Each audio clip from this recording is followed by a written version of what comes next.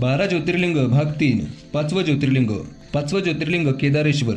12 ज्योतिर्लिंगांपैकी पाचवे म्हणून केदारेश्वर केदारनाथांचा उल्लेख होतो. उत्तराखंड राज्यातील केदारनाथ गावात मंदाकिनी नदीच्या काठावर हे मंदिर बांधण्यात आले आहे. हिमालय पर्वतामध्ये स्थित असलेल्या केदारनाथ मंदिराची निर्मिती पांडवांनी केली, तर आद्य शंकराचार्यांनी त्या मंदिराचे पुनरुज्जीवन केले असे मानण्यात येते. केदारनाथ हे सर्व ज्योतिर्लिंगांपैकी सर्वाधिक उंचीवर स्थित असून येथे भेट देण्यासाठी केवळ पायवाट अस्तित्वात आहे.